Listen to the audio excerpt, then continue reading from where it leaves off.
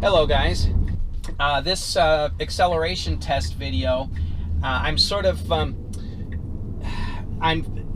filming and editing this video at the same time that Brian from I1 Tesla is shooting the same video. I was talking to him the other day and I said, hey, I got a V-Box. I'm going to be doing some acceleration testing. He's like, oh my gosh, I'm doing the same thing right now. So independently of each other, not knowing what we're doing, we both happen to purchase V-Boxes and be doing testing at the same time. It's really cool. So we agreed to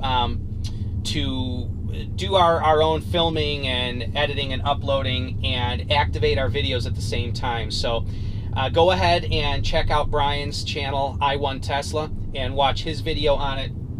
I'll go ahead and either pin in the comments or put in the description below a link to his video. So go ahead and check out his channel. Subscribe there too if you haven't done so already. Brian's a pretty sharp guy and likes to tear his car apart and do interesting things. So anyway, let's get down to it.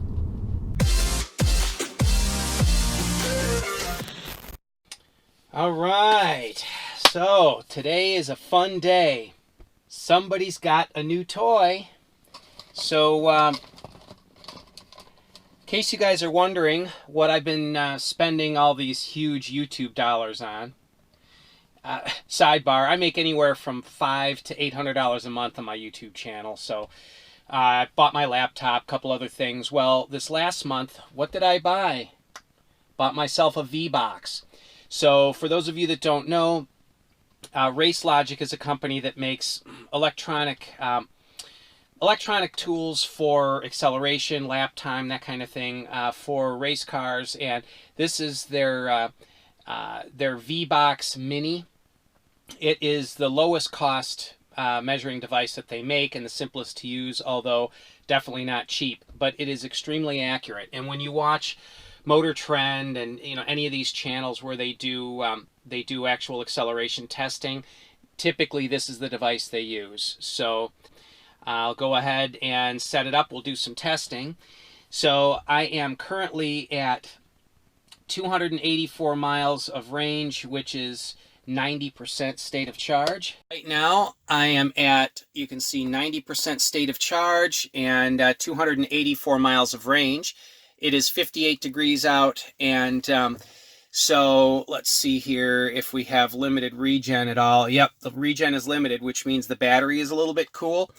So 90% state of charge. This will probably be up closer to 290 miles of range if the battery were warmer. But anyway, we'll do some testing on that later. But I'm starting with 90% state of charge, and today is the warmest it's been in a very long time, and so I've got a good opportunity to do some testing.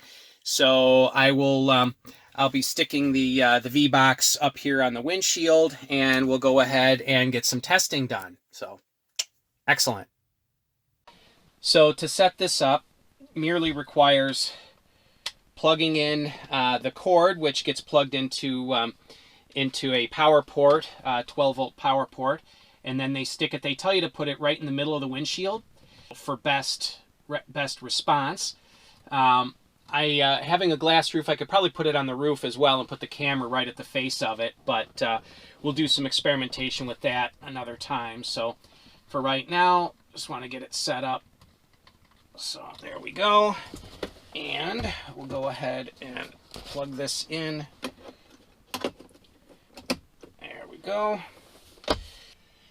Let's get started.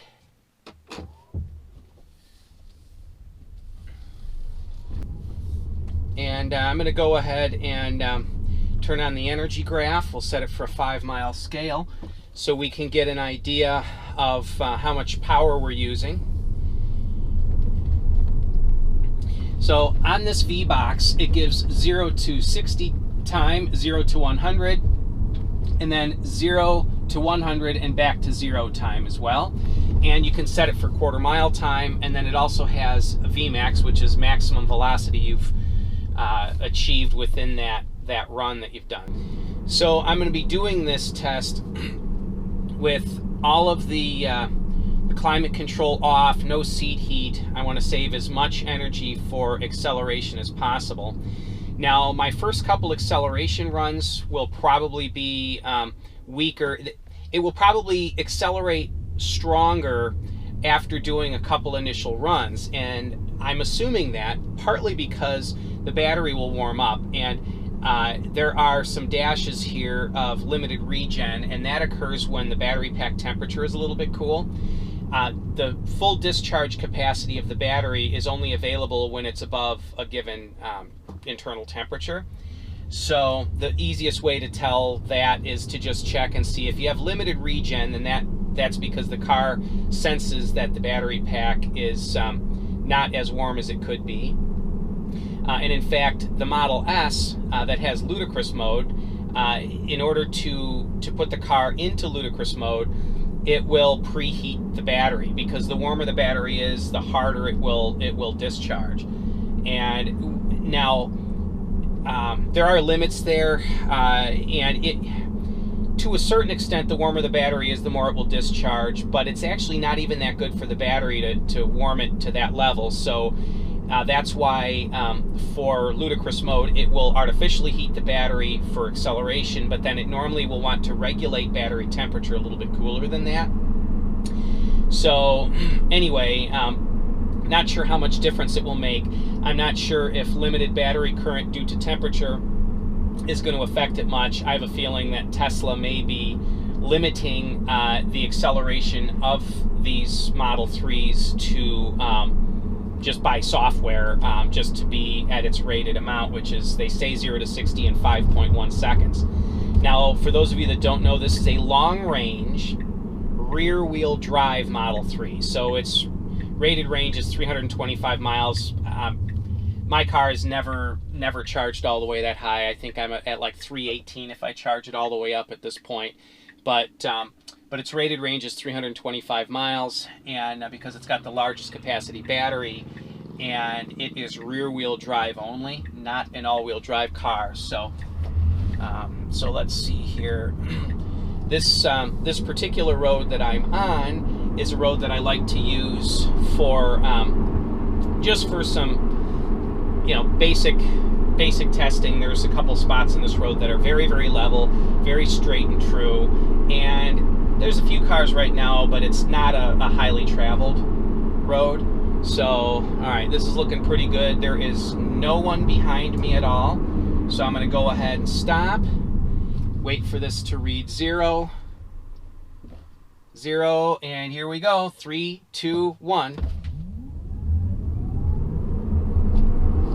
It's pulling pretty good. So we got 5.1 seconds exactly. I'm going to stop and do another pull. There's a car coming up behind me, so I got to do this quickly here. 0. Wow, it does pull pretty strong. So 5.1 seconds again. And you can see the energy graph. It really pulled a lot of current to achieve that. So let's see, I'm going to find a spot to turn around and run it in the other direction as well. I have fewer limited regen dashes at this point, so just that initial burst of acceleration there has warmed up the battery a little bit. So I'm going to stop here and give it another try. There we go.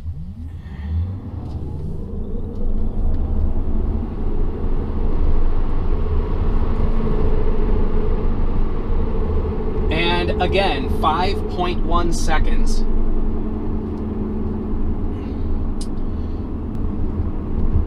Okay, now this is heading in the exact opposite direction of my first run. So at 0, there's a car behind me, so I got to get on it here. There we go. And again, 5.1 seconds. It is super, super consistent. Oh gosh, that's funny. That is great. So what I'm going to do is take the car out later when it's warmer, and I might charge it up to 100% and see if that makes a difference. But using my phone app that I've tested the car with previously, which is less accurate than this, but it's at least consistent. What I found was the 0 to 60 time was unchanged above 80%, like between 80% and 100% state of charge. I didn't notice any acceleration difference, but if the charge drops below 80%, that's when you start noticing a loss in acceleration. And so when I first opened the box for this yesterday, I had about 300 pounds of equipment in my car for my business, and I was down at about 28% state of charge, so very low charge with a few extra 100 pounds of parts in the car, and my 0 to 60 time was 5.6 seconds. So some of that was the added weight in the car, and again, some of it was the state of charge. And now people have asked me about the added 5% power that Tesla has given the cars. I can't speak to the all-wheel drive or the performance cars, but for my long-range rear-wheel drive car, what I'm noticing is the 0 to 30 acceleration, there's no difference in the way it pulls into the seat. But 30 to, say, 50, the pull is a lot harder. I mean, that's where it's really noticeable. And then above 50 or 60 or so, the acceleration tapers off. So, there was a period of time where the car felt as though it slowed down months back, and there was some conjecture online, did Tesla slow the cars down? And I didn't have my V-Box at the time, but I did have my phone app, and in testing it looked like it was slowed down 1 or 2 tenths of a second to 60, and then now they've boosted the output, and so it's right back up to the 5.1 seconds that it's rated at.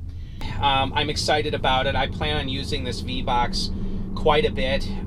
There aren't very many totally secluded roads around me, and none that I know of that are say a solid half-mile long where I could do some quarter-mile testing with it. So I'll have to try and figure out how I can do that. But for 0 to 60, there's a couple different roads that are long enough for me to accelerate to that speed, 55-mile-an-hour roads that I can do 0 to 60 testing and not worry about getting rear-ended. Anyway, I plan on taking this thing out with my other cars as well and doing some testing there. Pretty interesting. Like I said, every single test has been 5.1 seconds that I've done on the car.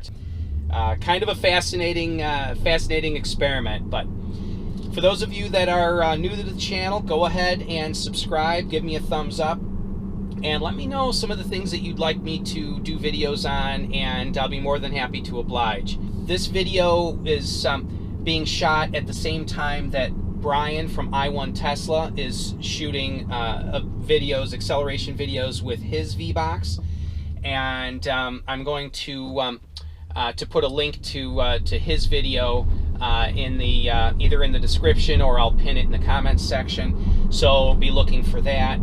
Brian and I have been talking on the phone over the last couple days about testing, and it was we sort of independently purchased V-Boxes and started testing simultaneously, not knowing that the other one was doing the same thing. So kind of interesting timing.